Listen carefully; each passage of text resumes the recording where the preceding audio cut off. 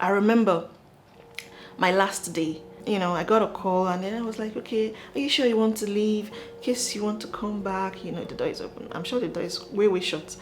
But, in my own little way, I think I was that good for them to call me and say, oh, in case you want to come back, you can always come back and all that. But I left and then I started my journey into telecoms.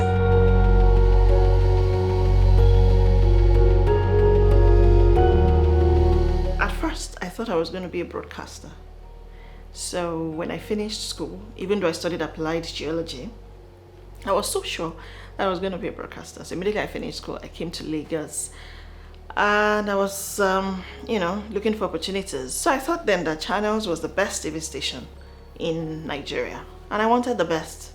So carried my bag, went straight to Channels and told them I'm looking for a job. And there was no adverts. There was nothing like they're looking for any broadcaster or whatsoever. So I remember the front desk officer asking me if I had an appointment and I said no, I just wanted a job. So she said, okay, sit. I will call the program director to meet with you. And she did. I will never forget. Her name is Mrs. Teresa Essien. She came out and looked at me and said, oh, hi, young lady. What can I do for you? I said, I'm here because I want to be a broadcaster. She said, okay, no problem. She gave me a script and asked me to read it, prepare myself for about 30 minutes or thereabout. So I was so sure I wanted to be a broadcaster. So I kept on reading and reading and reading. By the time was about over 30 minutes or thereabouts. And then she said, okay, come and read. I didn't even go to the studio. She wanted me to read to her first in her office. So I went to her office and I knew I was terrible. But of course she showed no expression, nothing. I could not tell whether I was good or bad. So she was just flowing along with me. So by the time I finished, she said, oh, good. You know what? I really like you. And I think you're going to do great. But I promise you, go to FRCN. Tell them Mrs. Teresa Essien sent you. Finish the course. Come back to me. I'll take you. I left that day with my heads up. I was so sure I was going to make it because she gave me that confidence. By the time I finished FRCN, I knew it. That look, what you did that day was terrible. So you have to start from the bottom. So I told myself I was going to volunteer. So I went to a radio station. I said, okay, let me, start from here. And I told them that I was ready to just listen in. I come in the morning, I just listen. I'm not going to do anything, They don't need to pay me. Remember, I'm a graduate already. I need money, but, I was just sure that broadcasting is the way for me. So every morning I go to the studio, I carry teacups for people, clean. I don't mind. I just want to learn. And by the time I finished, I decided to apply to TVC, also on a part-time because I knew then TVC was just coming up. So I went there and I told them, okay, they said the TV was not ready, but the radio was ready. I said, okay, no problem. I will run the night shows. And that was how my journey started from, radio. I went into TV and, from Super Screen TV, I left for AIT, and then from AIT, I went to Channels, studying applied geology. Ordinarily, you will expect me to go into oil and gas, right?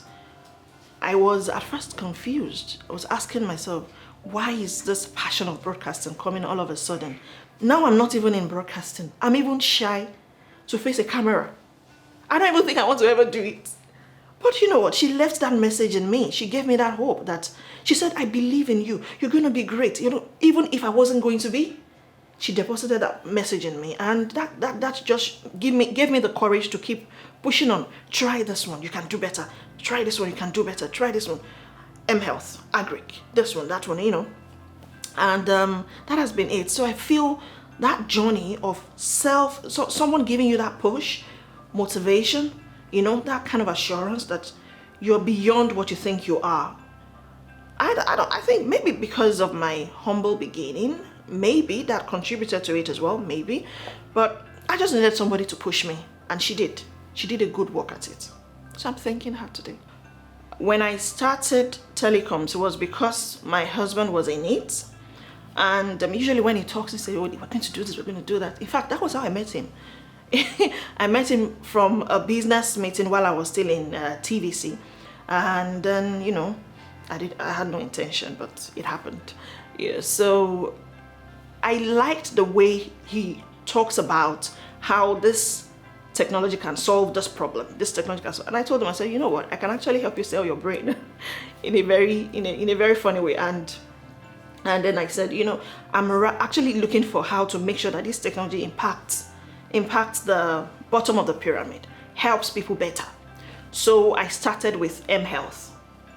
And I remember then that we went as far as employing doctors, having them in our office where they come on shifts, and then they will attend to people.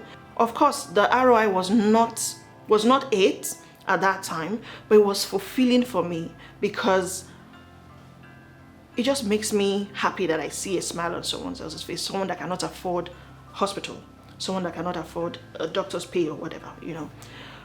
But of course, we realized then that wasn't sustainable. We also partnered with some international organizations to see how we can scale.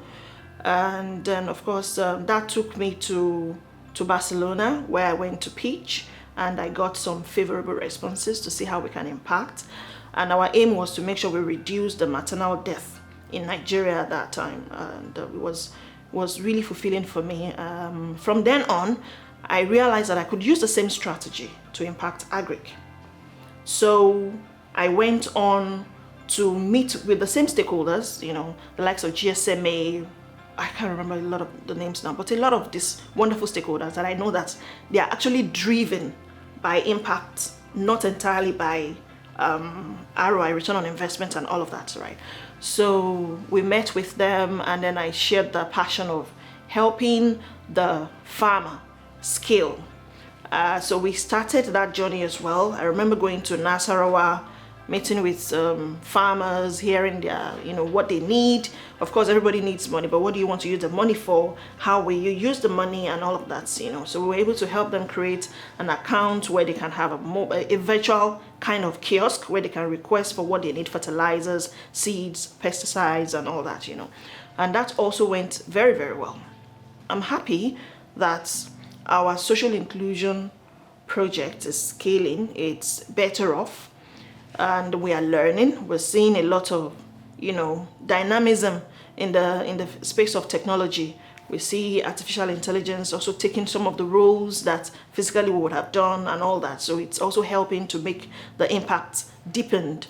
And that has been the journey so far. Even if I stop telecoms business and all of that, I will probably go into, which is one of the things I'm doing now, I'll probably go into remote areas and see how I can, you know, serve people there and just make people happy.